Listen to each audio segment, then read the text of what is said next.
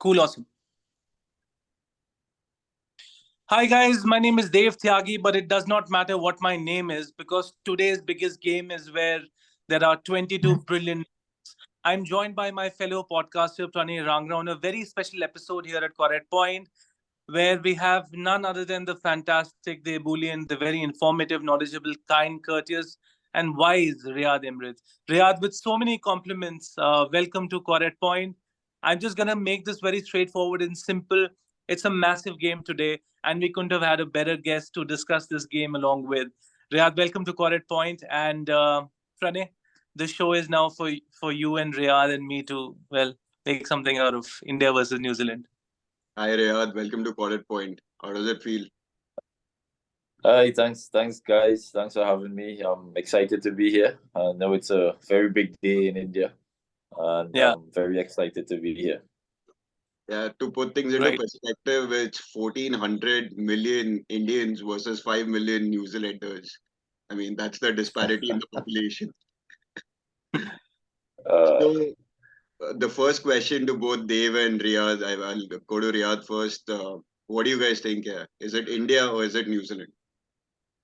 Let's just open it with I that. think all fingers are pointing towards India. They've been the best team in the tournament thus far. They've shown they're playing at home and they've shown what home advantage is. They actually are the best bowling team in the tournament, and I think bowlers win tournaments for you, and that's exactly what they've been showing throughout the tournament. Dave? Right. So I completely agree to Riyadh's point also because Riyadh has a fondness for very meticulous and disciplined medium pace bowling, of which none of us are strangers. But absolutely, it is the bowlers who win your tournaments. The batsmen, as they say, Riyadh would agree, and Pranay, you would also agree, they win you the games, the batters.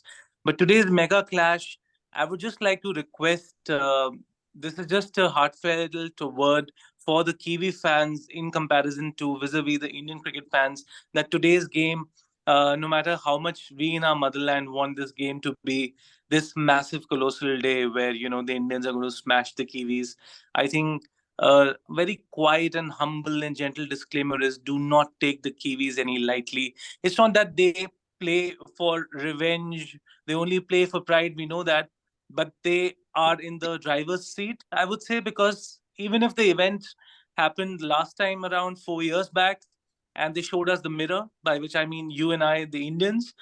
You just cannot discount the Kiwis. You cannot discount batsmen like Rachin Ravindra. First World Cup, 565 runs. Kane is able, he's back. There's Devon Conway, his maiden World Cup again in the ODI format, right? And he's already crossed 350 runs, Pranay. So, Dave and Rayad, sorry. What do you think India is very strong on vis-a-vis New Zealand? I think this tournament particularly, they've been playing a lot more together. They have that they're not really dependent on one person. They're a strong team and they know that, so they're playing fearless cricket. They know if their top order goes, they have the middle order, and if the middle order goes, they have the lower order. So they haven't really depended on one person or a couple batters per se. The entire batting unit has been doing well, so they have that advantage going into this game. As Dev said, New Zealand is a very strong team. They have upsetted India in the last two World Cups. They're nemesis in ICC tournaments, and they are a team we have to take lightly. But I still think in this tournament they have the advantage. India has the advantage, but you never say never, and they India will know that New Zealand is a team that they have to be wary about. Dave, this one's for you. Do you think if New Zealand beats India, it's going to be an upset? I wouldn't call it an upset from New Zealand perspective at all. They would be smiling very gently so. But I think India is going to come on a standstill because, of course, how dare anyone disturb, Hitman and King Kohli's parade? And rightly so, because let's face facts, we've been playing an attacking form of cricket. We've been exemplary in this tournament, Pranay. Take nothing away from the fact. And the very fact that we have been unbeaten in every single game. And we began the campaign, Riyadh, you'd remember, with needing just 200 runs to win against Australia. And we somehow did give the Australians a chance to come back into the game. Of course, Mitch Marsh should somewhere be regretting dropping a sitter of a catch. Okay, it's not a sitter, but yeah, that catch he dropped to Virat Kohli, and after that, some exemplary centuries. Then we saw Rohit Sharma's brilliant 140. Mohammad Shami, who does not, I think, get the kind of credit he deserves in comparison to the legendary, the brilliant Jasprit Bumrah. He came to the party. Kuldeep Chawla has been fantastic. Ravindra Jadeja proved once again why he's such a classy player. So every single player we've seen this brilliant centuries by KL Rahul and Shreyas Iyer, two future torch bearers of Indian cricket. So everything is just about going right. And then actually I now have a question for a change. They were saying that the law of averages may just catch up, by which everybody means that okay, the team which hasn't been beaten so far may just be beaten. Do you think the law of averages is going to catch up in the next few hours to our team, to my team, to Pranay's team? No, not to Pranay's team. His team is South Africa. I think everybody keeps saying that, around the world. A lot of people are saying that India is due a bad game. I don't think, it's going to be this game. I honestly think that they're going to have the better of New Zealand. But it's always going to be playing in the minds of the players as well. If today is going to be our bad, they know the law of averages. They know how it goes, and they may be thinking, in the back of their minds, what if and what if. But I think the kind of cricket that they're playing now, I think they're playing fearless cricket. They're going to back themselves. As I heard Rohit saying, the toss doesn't really matter. Whatever he does, he'll do it. The team will do it to the best of their ability, and that's the kind of confidence you want from a captain who's leading the team, and he's also leading from in front. Right. Well said. Right. For me, I think I've just phoned the Milky Way galaxy to ask them that is there any other galaxy where India can win? Because I think possibly India can lose rather, because possibly in this galaxy there's no one that can beat them. How about a team called South Africa finals? Hypothetically, in the second. How about a team called South Africa? Ever heard of a team called South Africa, which might have a chance to? South Africa beat Australia first, and then we'll talk about Sunday. Why do we want to count our chickens before they hatch? Okay. But guys, I believe Wankhede, where the match is happening, it has seeming conditions when the match starts. So do you think can New Zealand exploit that better, or can India exploit that better? Rayad, go first, please. Who should, what should one do when they win the toss? To both. If we're going with the stats of this World Cup, the team that win the toss will obviously bat first if you're going on the stats from this World Cup. But I still think, it's a batting wicket, it's a batting paradise down there. I've listened to a lot of the pre-shows, and they're saying the wicket seems like it's a bit slower this time around. But I still think the dew is a big factor there in Wankhede. And, teams are looking to chase, looking to get that, to make teams bat first and chase whatever score there is. I think India's seam bowlers, however, has been tremendous throughout the tournament. It seems like they're bowling in with a different ball. They're bowling in different conditions. They seem to know the conditions a lot better than everybody else, and they use the conditions a lot better than everyone else. So that's going to play in the back of the New Zealanders' mind as well. So, but I still think, whoever does the first innings better is going to win the game. Dave? Brilliant insight. Well, I don't know what more can I add to that. Also, by the way, Rayad's already declared his winner. He's wearing a T-shirt which has a very familiar color. So, yeah.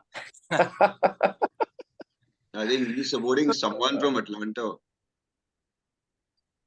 He's supporting the Black Caps. Yeah. Right. So, I really think that, and Rayad, excellent point about the dew and the pitch likely to get slow at a certain point in time. And if that does happen, then I think players like Mitchell Santner have a good chance.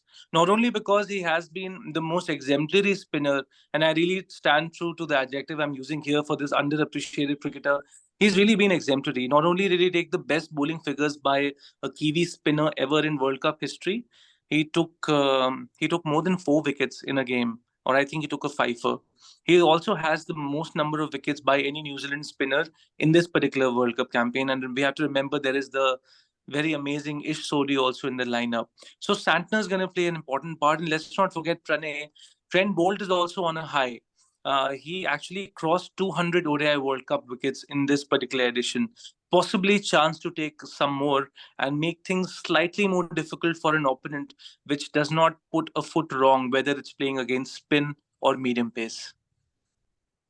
But Dave, talking about New Zealand's bowling, how do you see Tim Southee and Lockie Ferguson performing? I think Lockie was out injured and he's now made a comeback. So where Yeah. do they fit into the scheme of things? So they first Lockie and then Riyadh.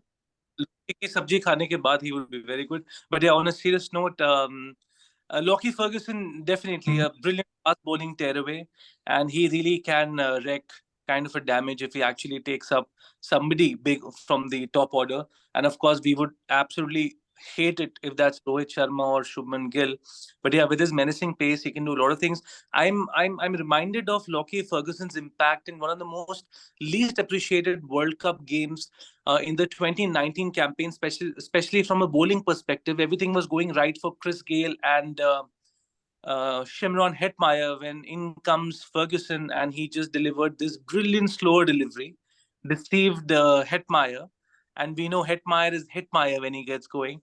But on that occasion, I think the tempo of the innings somewhat changed.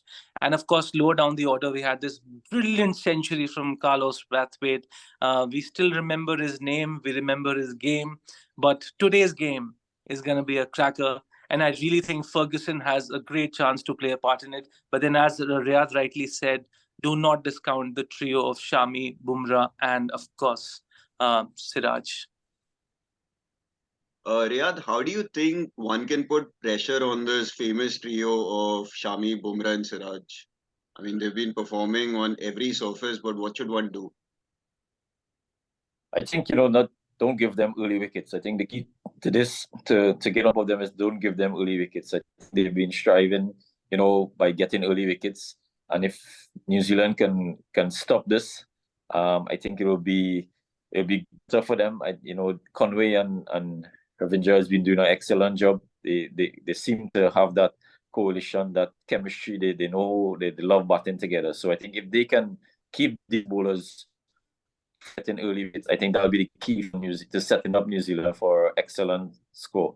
They have Kane Williamson, who's back as the leader. He's been there. He's been scoring runs silently. He's done the job. He knows how to win World Cup games. He's done before. So I think if we can stop these three from getting early wickets, I think they're in for a very good chance. But the tails are up. They're definitely going to go for goal and they're going to try to get these batters out as early as possible. Dave, do you think that this match is going to be a revenge match for India losing to New Zealand in the 2019 semi-finals, or should this be taken as a standalone game? I think in some ways, I mean, you and I would definitely take it as a standalone game, being, I think, not being really the aggressors that we are as compared to this entire pantheon, which is now also full of the social media trollers and whatnots. But I think definitely revenge is going to be a big point in the in the mind frame of the 11 men who eventually take the field. But again, there has to be a method to madness. You just don't go bang bang. I mean, Riyad would know much more than what you and I do because he's actually a cricketer. But we are just fans and we are content creators. So the only thing I would say is that there has to be a method to the insanity, and by that, yes, of course, you just have to play to your natural strengths. I mean, if there's a ball to be hit, Rohit Sharma will not buckle down. If there's something which is brilliant as an offering square on the offside, we know Shubman Gill is at this point in time the best in business. Also, full kudos to him for actually having recovered in time because early on he missed that first game, and all of us, including me. Um, because I have a bias for batsmen who are brilliant square on the offside, and Riyad would know one of them. He comes from the same island, Brian Charles Zara. So, I'm happy to see Gill back, and probably he also has a great chance to play.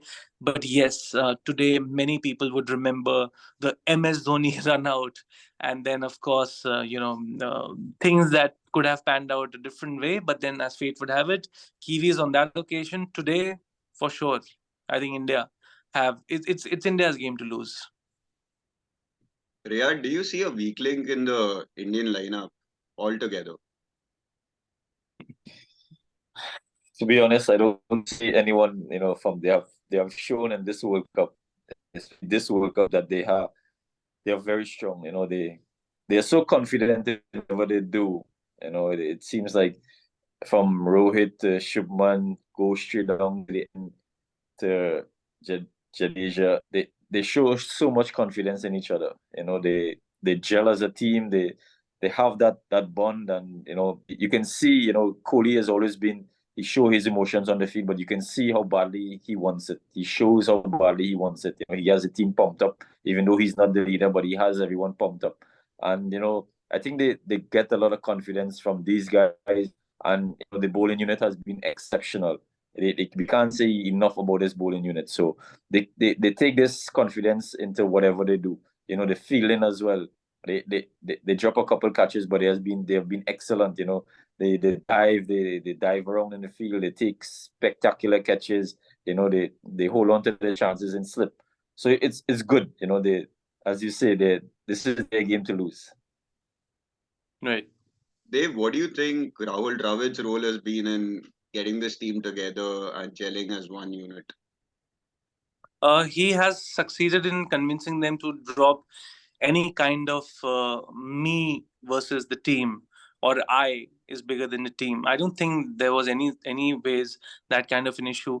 But when you talk about Rahul Dravid, you talk about the ultimate team man. When you talk about Mr. Dependable, you talk about him perhaps hopefully imparting the lesson that you have to stand up for the other guy as well, and that it's not I above we. It's always we. It's always about, and this we is not just Virat Kohli. It's we, the WE, because of course, as a great brand, we work says we work together.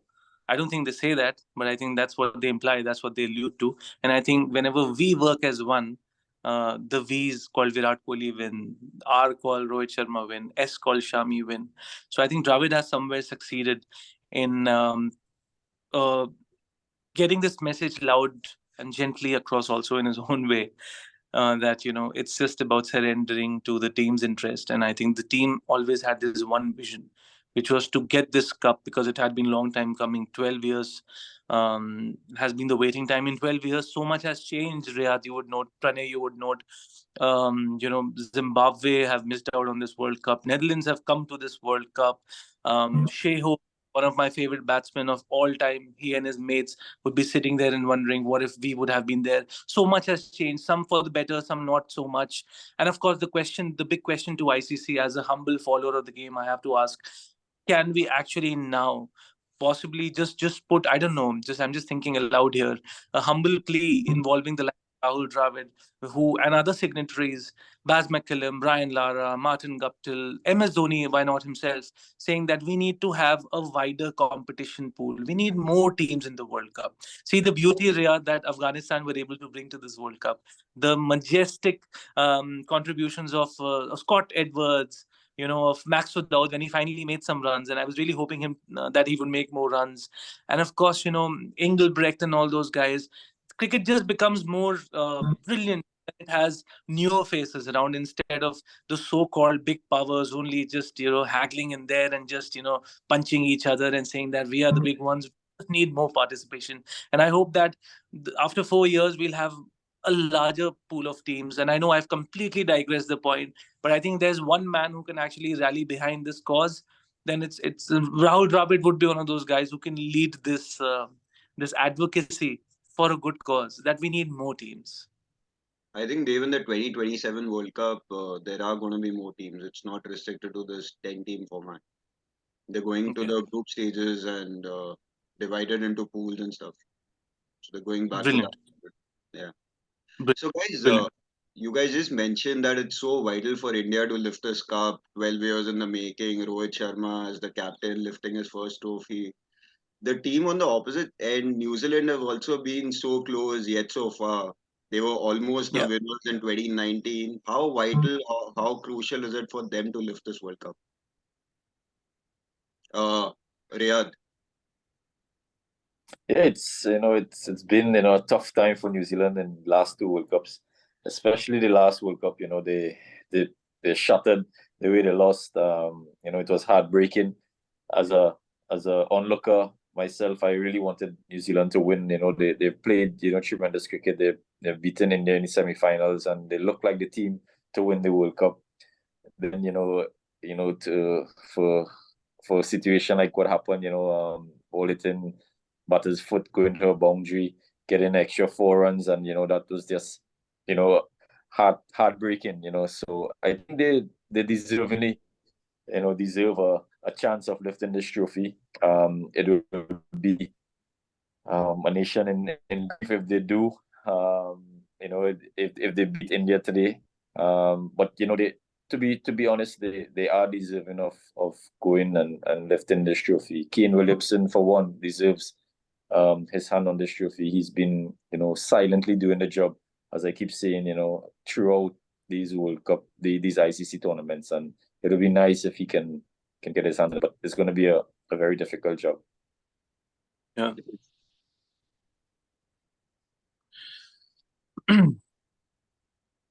Right. Pranay, you there? Yeah. I'm asking you, Right. what does it mean for New Zealand to win their first World Cup? I think it'll be something which world cricket would be very happy about, not just New Zealand cricket. Because I think there was a time where everybody's second favorite team was South Africa, then West Indies. In the past few years, it's become New Zealand, and why not? As Rayaz rightly pointed out, Kane Williamson, already considered by some as the Jesus Christ for his calmness under pressure and for that grace and humility. It would be absolutely nice, because I think gone are the days when I think people should just grow up now. I see a lot of articles being written in the name of journalism where everybody calls New Zealand the underdogs. No, man, you've always had it wrong. At least in the past half a decade, they're no longer the underdogs. They're actually a very spirited and a very buoyant force. So it's about time that New Zealand actually get their hands around the trophy. They've so missed in all this time, and we need to remember even the team back in the day of Roger Toozes of the world and Stephen Flemings of the world, and one of the world's fastest bowlers called Chris Harris. That was also a very promising and a very capable team. There was Nathan Astle back there, and of course even 1992, when you talk about the great Mark, what is his name? The guy who Mark Greatbatch. Mark Greatbatch, yes, Hmm. who actually pioneered, technically speaking, that hitting. So the team has always been strong from that days. And I think it's just about now the culmination of into something which is massive, something which the country would be very happy about. And speaking of which, Devon Conway would be happy to get some runs under his belt, because last time around in this World Cup, when he played us, he got a knot, and I'm surprised. Right. So, guys, just to put you in another sort of a mold right now, some weeks back, New Zealand and South Africa contested a final, the Rugby World Cup final. What do you guys think if that becomes the Cricket World Cup final also? What happens to the likes of Australia and India then? Yeah, I was thinking about that, a few moments ago, seeing that, these two teams have the opportunity to get back into another finals. And as I heard Kane saying yesterday, he's happy to be called the underdogs. He's been called the underdogs for a while now, happy. And I don't, as Dev said, I don't think they're the underdogs. They're definitely one of the world's best team, and they to get to a final. And South Africa, who has been, ICC floppers for a while, they haven't, really come to terms in ICC tournaments. They look good. They have match winners like they always did, but they have a lot of confidence. In this World Cup, they have a lot of match winners. Henrik Klaassen, for one, has brought something different to this World Cup and to this team. David Miller, who has shown his form from the IPL community. He knows the conditions well in India. So, it just might be, but you never know. You never know. Dave? Right. So I just had tears in my eyes just thinking of that prospect, and these tears were created before. And I think the live audience, which I hope is more than 5 watchers, but yeah, on a serious note, it'll be absolutely brilliant if we have a New Zealand versus South Africa. I'm all up for it. But yeah, I would not want to get my Aadhaar card cancelled and my residency cancelled by saying that. Of course, I don't want India to be in the finals. Of course, I want India to be in the finals. But of course, if it were to happen that it's a South Africa versus New Zealand final, and the Aussies are beaten and the hosts India are beaten, I think you know, uh, cricket will live another day, and it won't increase the price of fish. The deserving team at the end of those 100 overs will win the game, And we would be shocked. We'd be surprised because I would be surprised because I think India are the strongest team at this point. I actually do believe, Pranay, that in 2023, given the combination of the team, every player knows his role inside out. It was always going to be our World Cup to lose. So I'd be surprised, but I would not at all not welcome the prospect of seeing South Africa, the Proteas fire, getting against the Black Caps. Yeah. Right. So, Dev, in our country, do you think people support cricket or people support India?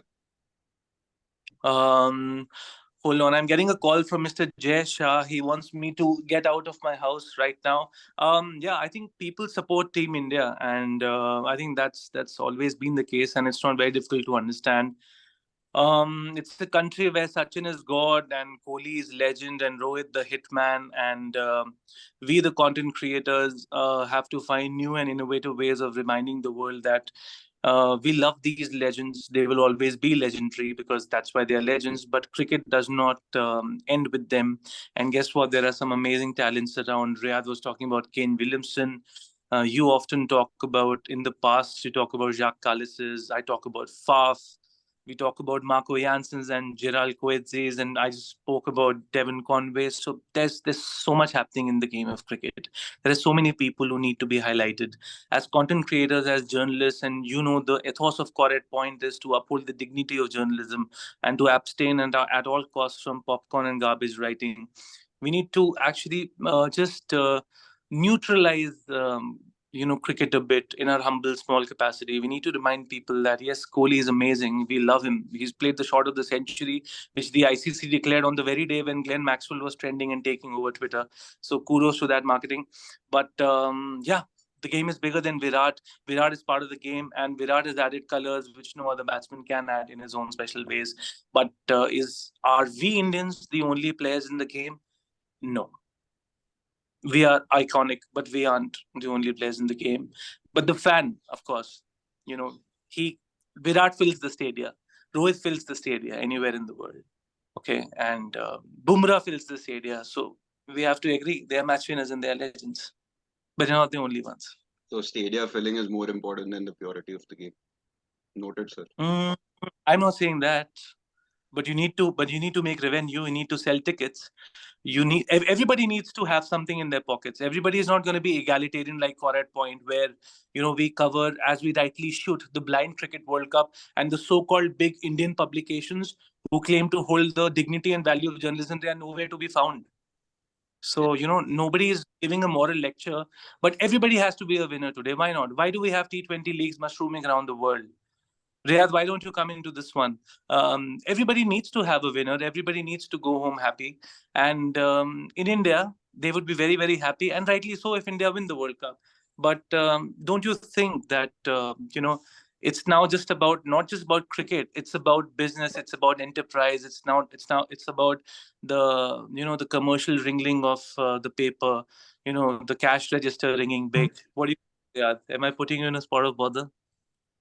No, I hope. it's definitely a business now. It's definitely about how well you can market your team, and it's about the sponsors on board. And I mean, these franchise owners, they need to pay the players. They need to make something from it. And as you say, the Virat Kohli, the just Bumrah, the Hitman, they fill the stadiums, and it's not a secret. These guys, wherever they go, people want to see them. So no disrespect to the other players around the world, but these are the guys who are loved by much more, and they're the ones who fill the stadiums, and it's no secret. That's just how the world of cricket has changed now. Right. Riyad, can I just add one more point? And this is not because you come from the Caribbean islands, which you actually do.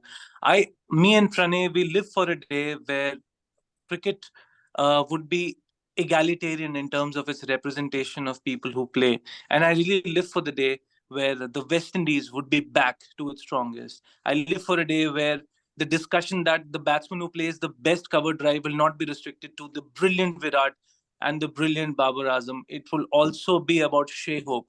It would also be about South Africa, Laura Fulfart, a country which Pranay is crazy about.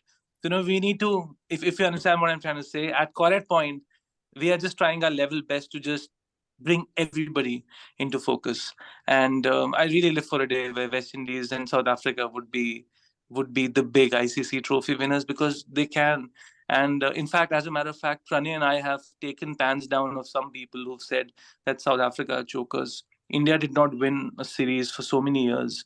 In the World Test Championship final, New Zealand showed us the mirror. Nobody called us chokers. We choked. 2019 semi-final, Pranay, you would agree, we choked.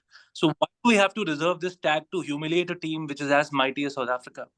Imagine the contributions South Africa has given to world cricket. Imagine the contribution that Rayad Emrit's country has given world cricket. I mean, come on, let's not even go there. Sir Viv, Sir Sobers, Wes Hall, Frank Worrell, Mr. Brian Charles Lara. In fact, Ramnaresh Sarwan. Why not? Christopher Henry Gale, Rayad Emrit.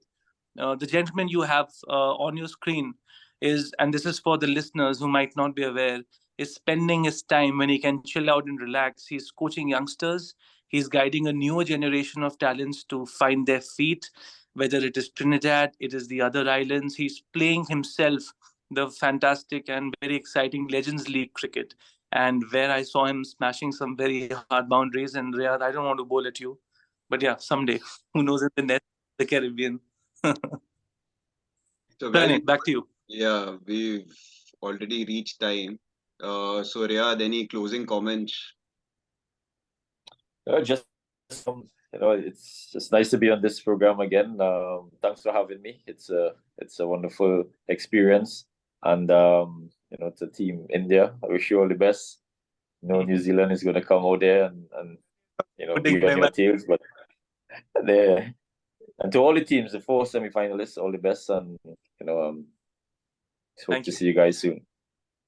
Thank you. Brilliant. It was. Yeah, I mean, may the best team win.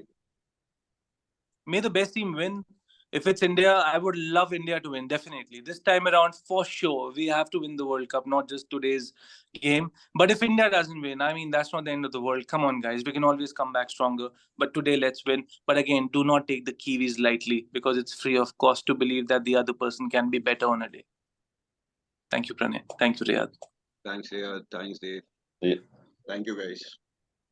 All right. See you again. Bye-bye.